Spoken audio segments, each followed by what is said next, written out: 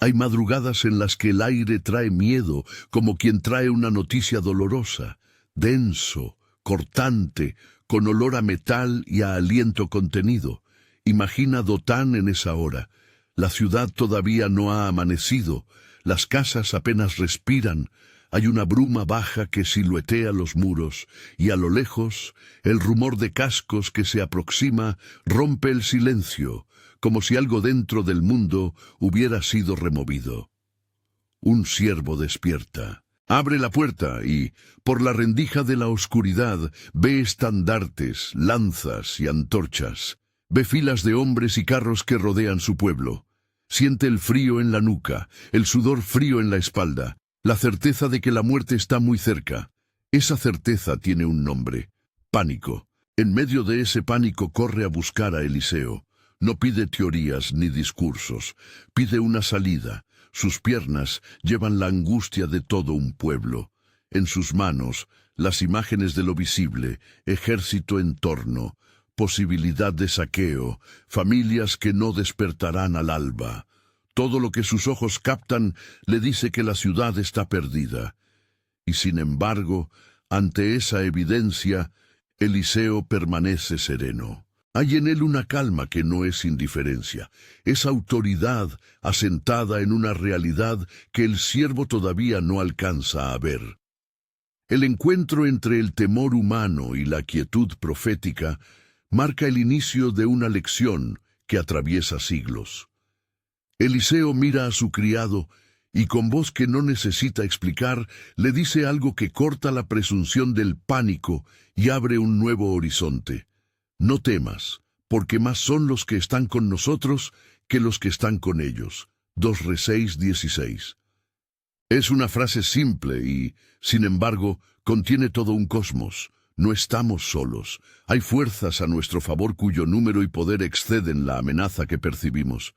Luego Eliseo ora: Señor, te ruego que abras sus ojos. 2 Reyes 6:17. No pide arsenal, ni una trampa militar.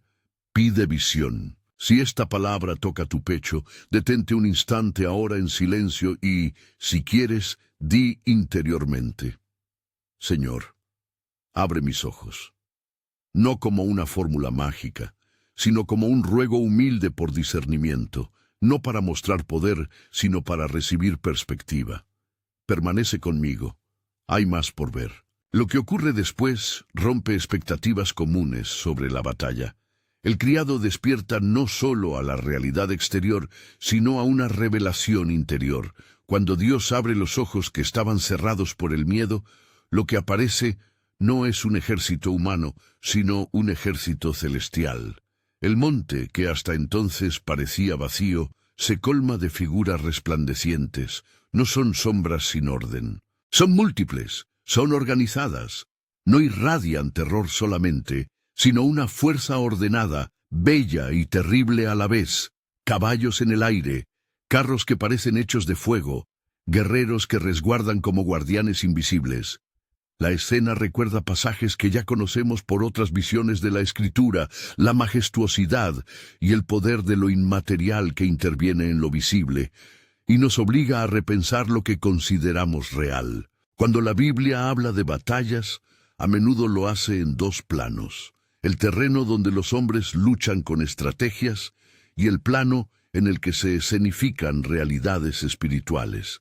Efesios 6:12 nos recuerda que no luchamos contra carne y sangre, sino contra principados y potestades, contra fuerzas espirituales de maldad.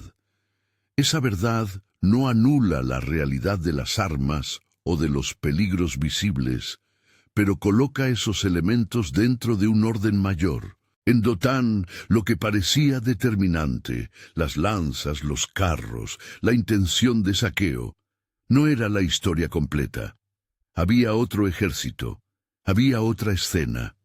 El siervo, desde su cenit de miedo, aprende que la percepción limita. La apertura de los ojos expande. Hay pasajes que reafirman que la acción divina suele venir con acompañamiento visible e invisible. Hebreos 13:2 advierte sobre la posibilidad de alojar ángeles sin saberlo. Salmo 91:11 habla de ángeles que nos guían. Mateo 18:10 nos recuerda que los ángeles ven el rostro del Padre. Estas referencias no pretenden convertir a los ángeles en el centro de la devoción, ni otorgarles un estatus independiente de Dios. Al contrario, las Escrituras los presentan como servidores, enviados con una misión última que siempre remite a la soberanía divina. Hebreos 1:14 los define como espíritus ministradores, enviados para servicio a favor de los que serán herederos de la salvación. Apocalipsis 5:11-12 ofrece una escena glorial donde miles de seres celestiales adoran a aquel que es digno. Su propósito es glorificar a Dios, no recibir adoración humana. Volvamos a Dotán.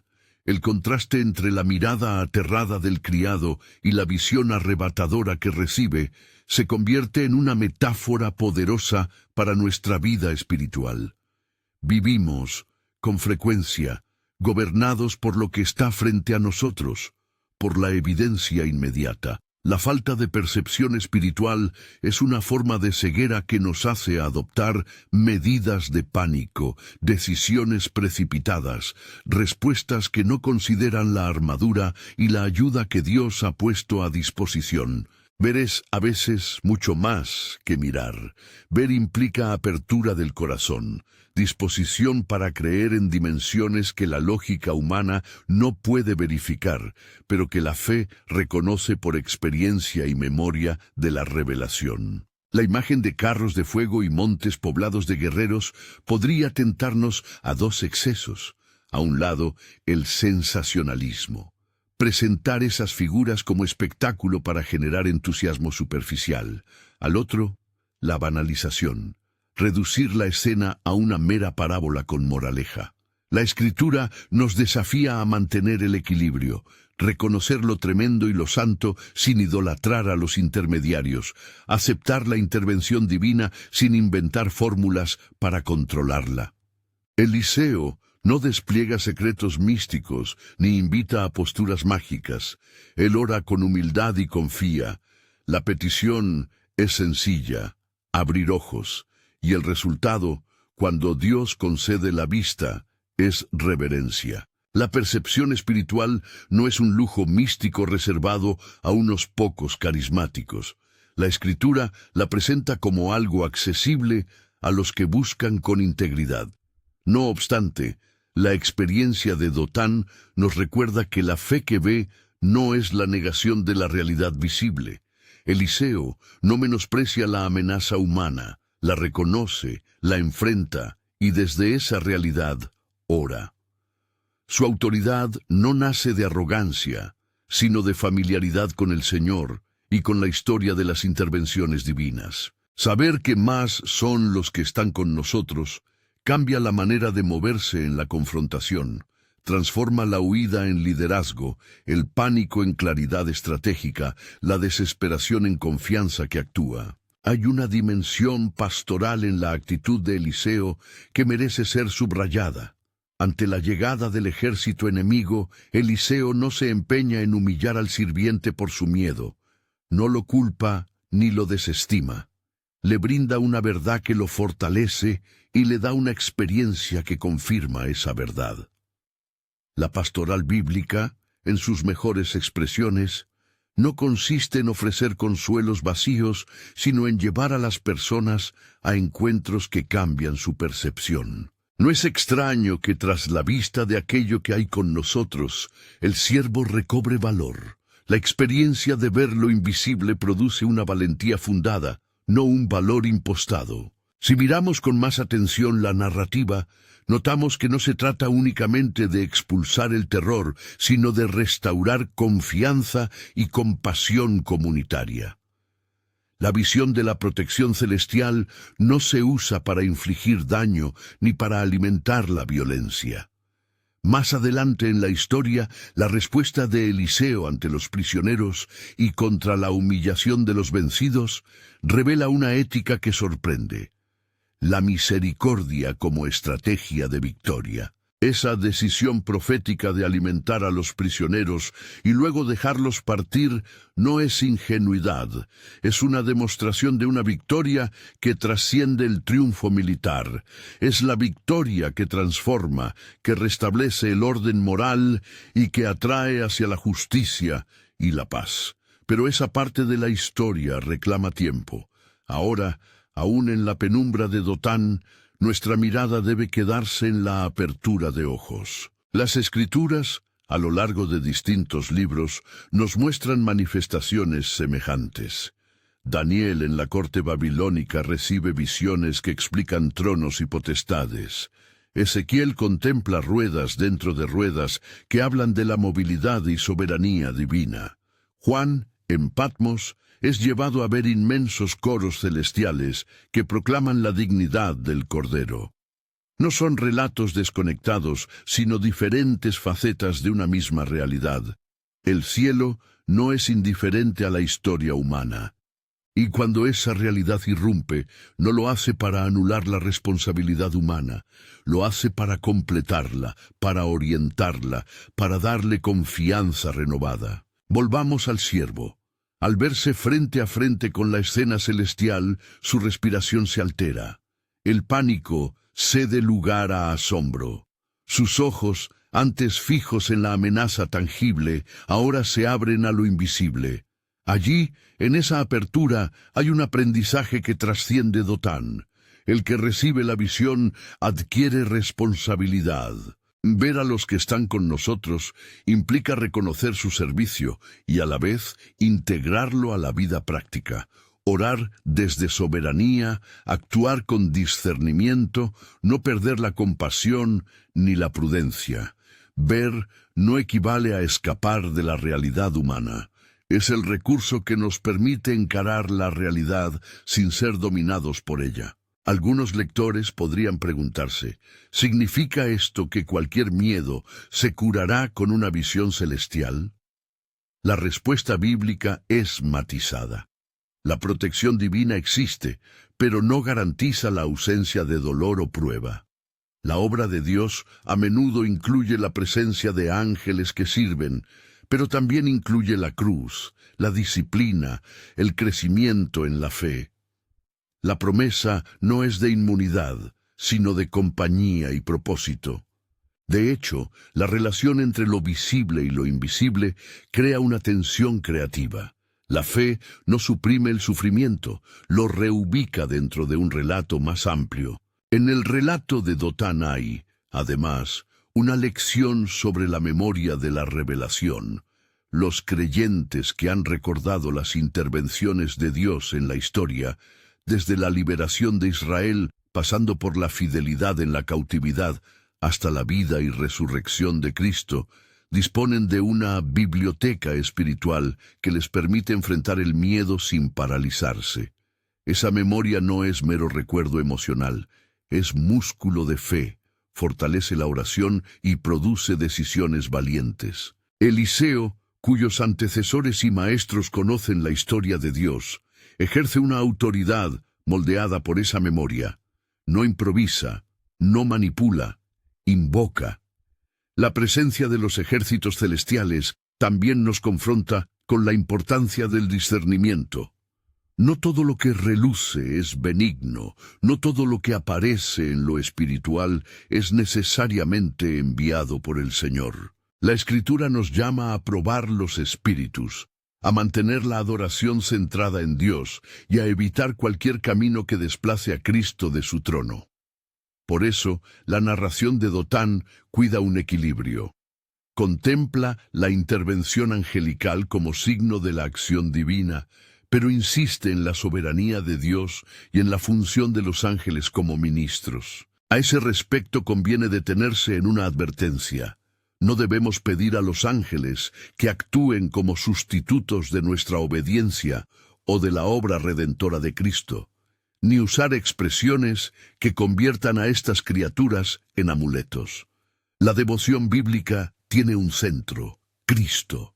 Los cielos se mueven, las huestes celestiales responden, pero todo homenaje y toda dependencia última vuelven a Él. En la visión de Dotán, Las figuras celestiales declaran poder y orden, pero su propósito es apuntar a la grandeza del Señor que sostiene la creación. Mientras el siervo contempla, hay detalles que el texto sugiere y que merecen atención.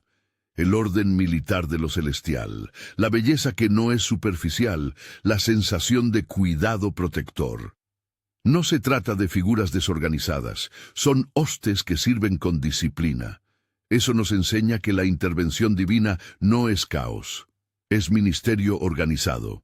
Cuando Dios actúa, no lo hace como un capricho desordenado, lo hace con arreglo a su sabiduría y a fines redentores. En esta primera mirada, todavía no hemos visto la respuesta humana completa. No hemos asistido al desenlace en Samaria, a la apertura de ojos de los sirios o a la decisión de alimentar a los prisioneros. Estamos en ese momento previo en el que la revelación transforma el entendimiento y coloca la escena humana en su justa dimensión. Sin embargo, incluso en esa previa claridad, pueden germinar decisiones. Lo que se ve llama a una acción. El que comprende la protección no puede seguir paralizado por el miedo. Debe moverse con misericordia, con valentía y con oración. Quizá te preguntes cómo llevar esto a lo cotidiano. No todos viviremos asedios militares, pero todos, en algún momento, nos enfrentamos a circunstancias que nos cercan. Pérdidas, diagnósticos, traiciones, desempleo, enfermedades, una voz interior que anuncia derrota. En esos sitios, la palabra de Dotán es una medicina para el espíritu. Hay más con nosotros que lo que nos confronta. La pregunta pastoral es, ¿cómo pedimos que Dios nos abra los ojos? ¿Cómo cultivamos la memoria de sus intervenciones? ¿Cómo caminamos en la línea que separa la confianza de la imprudencia? La Escritura y la tradición pastoral proponen respuestas prácticas que no prometen fórmulas automáticas, pero sí discipulado. Mantener una vida de oración que no busque el espectáculo, sino la comunión. Cultivar la lectura atenta de la palabra para recordar las intervenciones divinas. Practicar la misericordia que muestra la verdad de la victoria. Y vivir la adoración como acto que conecta lo humano con el coro celestial. Estas no son listas de garantía, sino hábitos que afinan la percepción espiritual. La escena de Dotán también nos obliga a mirar la relación entre poder y humildad. Eliseo, hombre de autoridad espiritual, no recurre a la fuerza para humillar al siervo por su miedo. Tampoco utiliza la visión para imponer. En su lugar, ora y comparte la verdad. Esa combinación de poder y ternura es la marca del liderazgo que el pueblo necesita. La fe que ve ni oprime ni manipula, libera. En el mismo texto bíblico hay una sabiduría operativa. La oración de apertura no es larga ni rebuscada. Eliseo pide con sencillez. Eso nos enseña que, a veces, la eficacia espiritual no depende de la extensión de nuestras palabras, sino de la verdad que las sostiene y de la soberanía a la que acudimos. Pedir que se abran los ojos es pedir ver para obrar con justicia y compasión. Mientras escribo esto, imagino la escena que se avecina, la mirada que se despliega, el entendimiento que cambia, la respuesta posterior que no reprime la misericordia. Pero por ahora nos detenemos en el umbral de la revelación. Estamos todavía en la aurora de Dotán, con el olor a humo y metal en el aire, con el siervo que empieza a respirar distinto porque ha visto lo que antes no veía. Su corazón se ensancha, su miedo se resignifica, y en ese ensanchamiento hay una promesa, que la realidad mayor intervendrá no para hacernos invulnerables, sino para equiparnos para amar y actuar. Permanece atento a lo que sigue. Hay acontecimientos que medirán la fe en obras y en compasión. Habrá decisiones que pondrán a prueba la honestidad del pueblo y del profeta. Por ahora, sostén en tu espíritu la imagen del monte lleno y la frase que lo ancla todo. Más son los que están con nosotros. Guarda esa frase no como un estribillo piadoso, sino como una lámpara para la noche. En la próxima escena veremos cómo esa visión se traduce en confrontación y en misericordia, y cómo la apertura de ojos puede cambiar el curso de una nación. Eliseo no se apresura a emplear estrategias humanas. Cuando el rey de Siria envía su fuerza, la respuesta del profeta es una confianza que actúa más que una reacción. Pide al Señor que haga lo que solo Él puede hacer. La petición no es una técnica, es un acto de dependencia, y la respuesta que llega es tan inesperada como decisiva. Dios ciega a aquel ejército. La Escritura dice que, cuando el mensajero de Eliseo se acercó a su campamento, encontró a los hombres envueltos en confusión. Sus ojos ya no podían discernir el camino. No era simplemente noche sobre sus pestañas, era un juicio que anulaba su ventaja y al mismo tiempo una provisión que evitó derramamiento de sangre directa en aquel momento. Imagina la escena. Hombres que antes tenían la ciudad a la vista, ahora se mueven a tientas, tambaleándose por el terreno que creían conocer. El huir se convierte en tropiezo. La seguridad se transforma en dependencia. Eliseo no celebra la humillación de los vencidos como si fuera espectáculo. La emplea con una intención mayor. En vez de dejar que el pánico se traduzca en venganza, el profeta toma la iniciativa pastoral. En nombre del Señor, decide guiar a aquellos que ahora están sin vista hacia la ciudad de Samaria. Los conduce no para vengarse, sino para que prueben la verdad de que la situación no significaba la suya, sino la del Señor.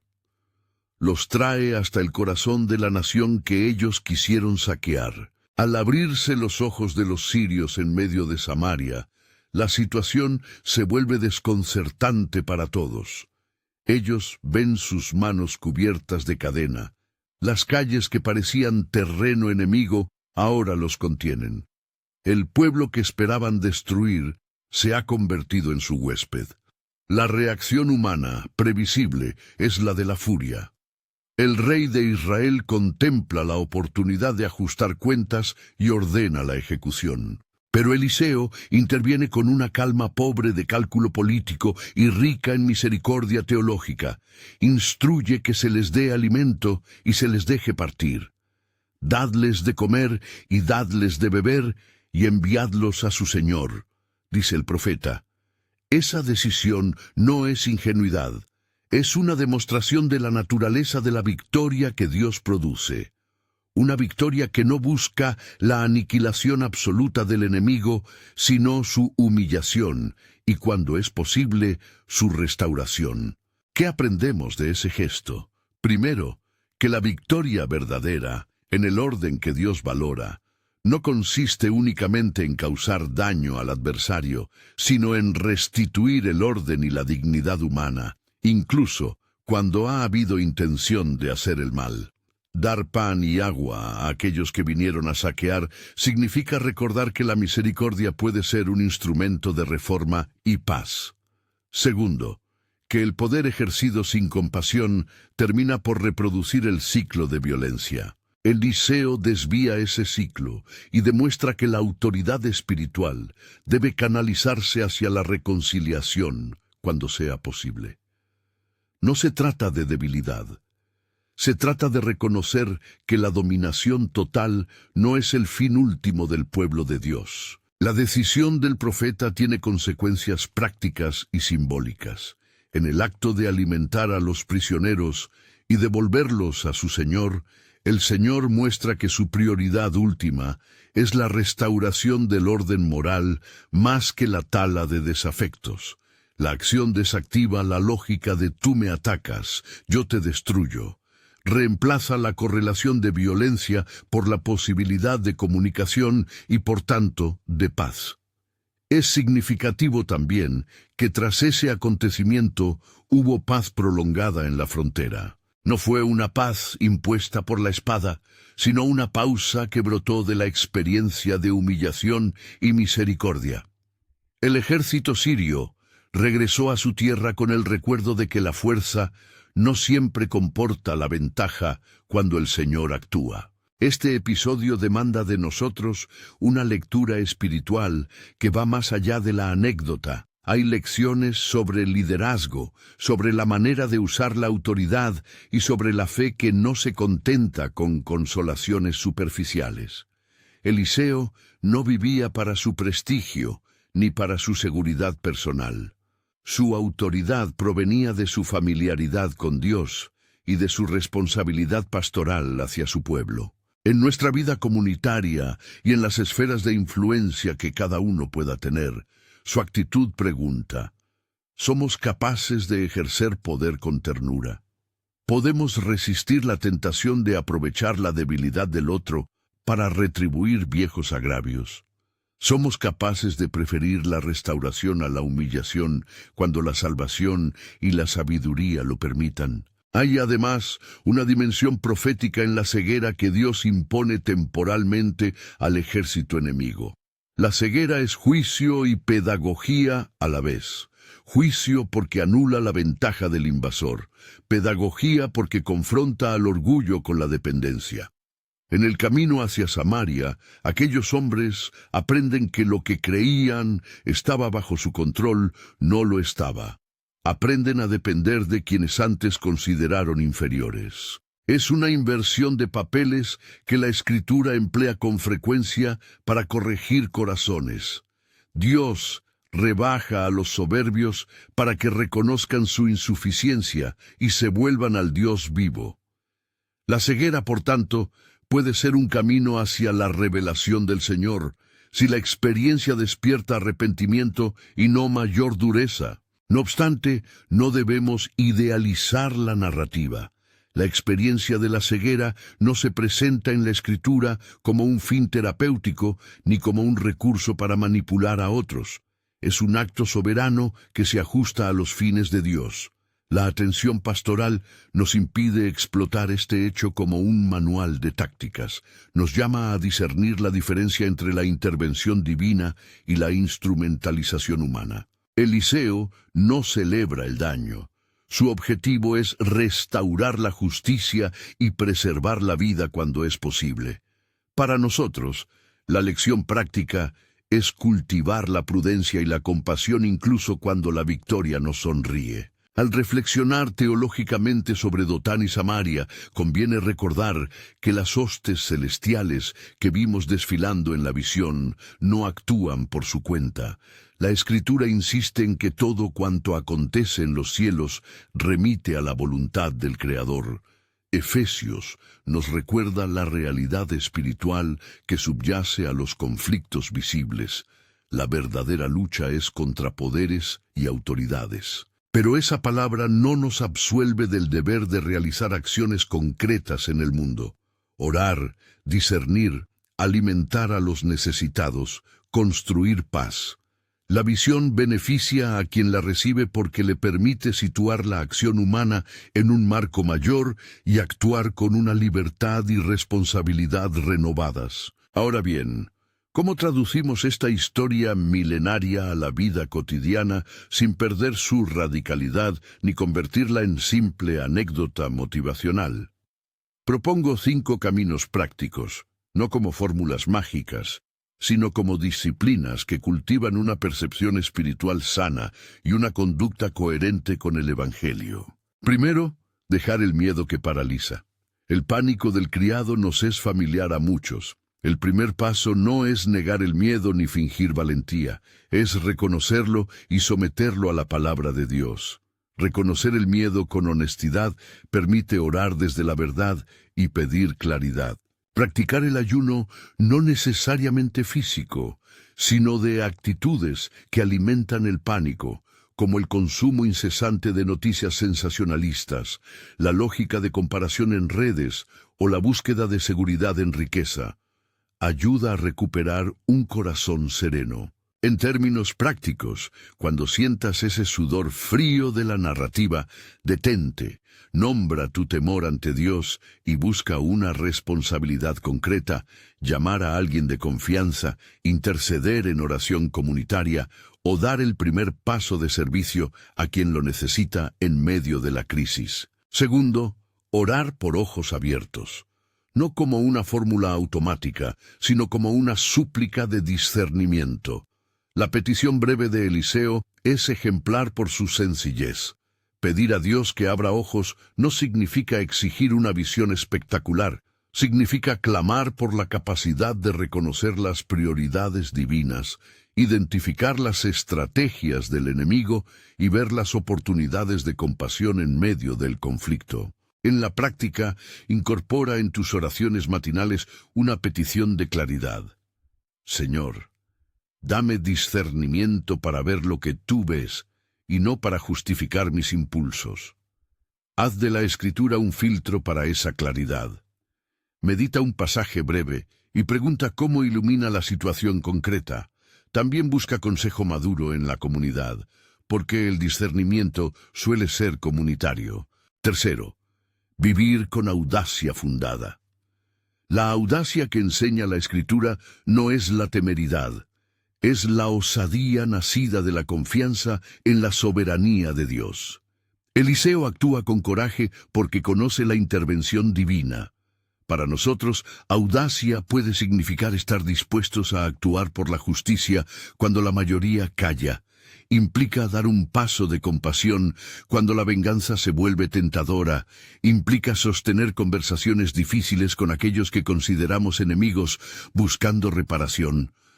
Practica audacia en pequeñas áreas y deja que crezca. Defiende a un vecino, ofrece recursos a quien los necesita, haz una llamada para reconciliar una relación rota. Cada acto de valentía, anclado en la oración y en la sabiduría, amplifica la percepción espiritual. Cuarto, adorar con reverencia, no como espectáculo. La visión celeste lleva a una reacción inevitable, alabanza. Pero la alabanza bíblica no es entretenimiento espiritual, es reconocimiento de la gloria divina que transforma el corazón para la acción. La adoración, individual y comunitaria, recalibra la mirada. Nos recuerda que no somos el centro y que hay propósitos mayores. En la práctica, preserva momentos regulares de adoración verbal y de silencio. Evita convertirla en un show. Haz que tu adoración reoriente tu agenda, que la música, la meditación y la liturgia te ayuden a recordar que los actos humanos se inscriben dentro de la obra de Dios. Quinto, enfrentar las batallas con perspectiva victoriosa. No se trata de negar la dificultad ni de fantasear con triunfos fáciles. Se trata de actuar con la convicción de que, en Cristo, las batallas tienen un final que trasciende la derrota momentánea. Esta perspectiva transforma la urgencia en estrategia, la reacción en respuesta con propósito. En la práctica, arma un plan. Identifica el núcleo del conflicto, ora por discernimiento, moviliza recursos de manera prudente y sostenible y busca la vía que priorice la vida humana y la reconciliación cuando sea posible. A lo largo de estos 5 caminos hay una constante, la disciplina de la memoria. Recordar las acciones de Dios en el pasado no es nostalgia, es preparación para el presente. Crea tu propia biblioteca de fe. Memoriza textos que te sostengan en la prueba. Guarda testimonios de fidelidad en tu comunidad. Celebra aniversarios de liberación. Comparte relatos de misericordia que fortalezcan a otros. La memoria es músculo espiritual que fortalece la oración, afina el discernimiento y alimenta la audacia. Quisiera ahora detenerme un momento en una tensión importante. La presencia de protección no garantiza que el sufrimiento desaparezca. La narrativa de Dotán no ofrece inmunidad frente a la prueba. Más bien, sitúa la prueba en un marco donde la soberanía divina se hace presente. Jesús mismo no prometió seguridad material ni ausencia de aflicción. Prometió su presencia. Por eso, la fe que ve integra la realidad del dolor con la certeza de compañía. Acompañar a los que sufren implica orar, sí, pero también acudir con manos dispuestas, con recursos y con la valentía de permanecer cuando otros se retiran. La teología pastoral nos recuerda que la presencia de los ejércitos celestiales es un misterio que coexiste con la fragilidad humana. Nuestra tarea es sostener a los pueblos con ternura. Otro aspecto a contemplar es la antropología bíblica en juego. La ceguera, la apertura de ojos y el acto de guiar a aquellos que se equivocan muestran que la humanidad es proclive a la ignorancia moral. La Escritura no nos presenta a la gente como simples protagonistas de un tablero de nación contra nación. Nos recuerda la fragilidad del corazón humano y la posibilidad de su corrección. Por eso la compasión y la justicia son inseparables. No basta con denunciar la maldad, hay que trabajar para que el orden se restaure y para que los culpables, cuando sea posible, reconozcan su falta. Al mirar la escena global de hoy, muchos pueden sentir que los ejércitos que los cercan no son siempre externos. A veces son batallas internas, ansiedad, adicciones, resentimiento que limitan la visión. Otros afrontan empobrecimiento, violencia estructural o soledad profunda. ¿Cómo aplicamos Dotán a estas circunstancias? Comenzando por pedir ojos abiertos para reconocer la realidad y los recursos visibles que quizá hemos pasado por alto. Una red de apoyo, un ministerio que ayuda, terapia profesional, la comunidad de fe que ora y actúa. Además, debemos recordar que la revelación divina rara vez anula la necesidad de instrumentos humanos. La sanidad puede venir a través de médicos, la reconciliación por medio de mediación, la liberación por acompañamiento. La visión no nos exime del trabajo responsable, lo orienta. También es legítimo preguntarse por la evidencia. ¿Cómo distinguir una experiencia genuina de inspiración divina de una ilusión personal? Aquí vuelvo a subrayar la necesidad de la comunidad y de la palabra como filtros. Una experiencia personal que alienta la soberbia, que desvía la adoración de Cristo, que justifica abuso o desobedece la ética bíblica, debe ser puesta a prueba. Busca consejo piadoso. Contraste con la Escritura y observa los frutos. Trae la experiencia paz, humildad, misericordia y rectitud. Si no es así, procede con cautela. La verdad divina siempre produce humildad y compasión, no agranda el ego. Permíteme ofrecer ahora algunas prácticas concretas que puedes integrar en las próximas semanas para cultivar la visión de Dotán en tu vida. Cada mañana, escoge un versículo breve que recuerde la presencia de Dios.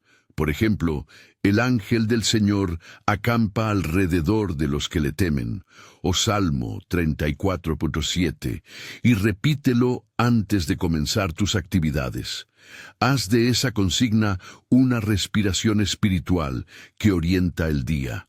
Practica la oración de 3 minutos cuando el miedo te invada. Reconoce el temor, entrega el control a Dios y pide un paso pequeño y tangible que puedas dar. 3 minutos de honestidad y entrega muchas veces producen más claridad que horas de angustia. En tus decisiones de poder, en el trabajo, en la familia, en la iglesia, pregúntate, ¿esta elección restaura dignidad o busca humillar? Si la respuesta apunta a la humillación, busca otra vía. Esto no es debilidad, es una disciplina que imita la compasión de Cristo. Promueve en tu comunidad actos simples de servicio hacia los otros, que podrían ser vistos como enemigos. Una comida compartida, una mediación, una ayuda puntual. La misericordia práctica cambia narrativas y crea espacio para la paz tangible. Mantén un diario de memoria espiritual. Anota pequeñas y grandes intervenciones donde hayas sentido la mano de Dios. Revísalo en tiempo de prueba para fortalecer tu fe. Al avanzar por estas prácticas, entenderás que la percepción espiritual no es un privilegio esotérico, sino una disciplina comunitaria que transforma la vida. No se trata de acumular experiencias sobrenaturales, sino de permitir que la presencia de Dios nos haga justos y compasivos. Es importante en este punto recordar la enseñanza de Hebreos 13:2. No os olvidéis de la hospitalidad, porque por ella algunos, sin saberlo, hospedaron ángeles. Ese versículo nos hace responsables. La posibilidad de que Dios actúe a través de lo oculto nos lleva a practicar la apertura y la bondad hacia los demás. La hospitalidad no es una táctica para manipular lo sobrenatural. Es una virtud que nos coloca en la disposición de ser ministerio los unos para los otros. Asimismo, Ezequiel, Daniel y Juan, Apocalipsis, nos ofrecen diferentes tonos de visión profética. Ezequiel nos confronta con imágenes complejas que desafían la imaginación. Daniel ofrece interpretaciones que traen sentido a realidades políticas. Juan vislumbra la liturgia celestial que nos devuelve al centro. El Cordero es digno. Estas voces no compiten, se complementan. Todas apuntan a la soberanía divina y a la invitación a vivir bajo su economía. Una economía en la que la justicia, la misericordia y el reconocimiento del trono de Dios reconfiguran la historia humana. Otra reflexión que conviene hacer es sobre la naturaleza de la paz que emergió tras Dotán y Samaria. No es una paz que se funda en la ausencia de conflicto, sino en la transformación de las relaciones por la experiencia del poder divino y por la elección humana de misericordia. En nuestras sociedades heridas, la paz duradera nace cuando las personas y las instituciones se someten a una ética que prioriza la rehabilitación por encima de la venganza. Es aquí donde la Iglesia tiene una responsabilidad profética, testimoniar que la justicia puede caminar junto a la restauración. A lo largo de todo este texto, hemos insistido en que la visión de Eliseo no es espectáculo que nos libere de responsabilidad, ni atajo para evitar el sufrimiento. Es, más bien, una reorientación de la acción humana. Ver lo invisible transforma nuestras decisiones y nuestras prioridades. Si eres líder, la invitación es a modelar un liderazgo que combina seguridad con compasión. Si eres creyente laico, la invitación es a tomar decisiones concretas que reflejen la memoria de la intervención de Dios. Si te encuentras en una prueba, la invitación es a pedir ojos abiertos y a buscar acompañamiento. Antes de concluir, quiero ofrecerte una imagen para sostener tu fe. Imagina un ejército que no es visible a ojos naturales, pero cuya disciplina, orden y presencia se manifiestan en la gracia que permite que los prisioneros coman y vuelvan a su tierra. Esa imagen nos recuerda que lo invisible tiene efectos visibles: la paz, la restauración, la justicia. No siempre veremos los caballos en el aire o las ruedas del carro ardiendo. A menudo veremos el resultado: alguien perdonado, una familia que se alimenta, una frontera que se calma. La verdadera visión no siempre es espectacular, pero siempre es transformadora. Ahora, con el corazón puesto en la enseñanza de Dotán, quiero invitarte a algo muy simple y profundo: que guardes en tu memoria la frase que cambió el semblante del criado y que sigue siendo lámpara para nuestro tiempo. La frase no se busca como estribillo, sino como ancla. Más son los que están con nosotros que los que están con ellos. Que esto no sea un consuelo vacío, sino una convocatoria a la acción, a orar con claridad, a actuar con misericordia, a vivir con valentía. Cierro con una oración breve que recoja este deseo. Señor, abre nuestros ojos para ver lo que tú ves. Fortalece nuestras manos para obrar con justicia y ternura. Haz que nuestra memoria de tus obras nos impulse a la misericordia. Danos discernimiento para no confundir señales, humildad para no instrumentalizar tu obra y valentía para actuar en amor. Que en nuestras decisiones la esperanza que proviene de ti sea más fuerte que el pánico. En el nombre de Jesús. Amén. Si esta palabra ha tocado algo en tu corazón, comparte este mensaje con alguien que necesite escucharlo. Y si te apetece, deja en los comentarios una experiencia donde hayas descubierto que más son los que están contigo. Suscríbete para seguir explorando estas historias que nos enseñan a vivir con ojos abiertos y manos compasivas.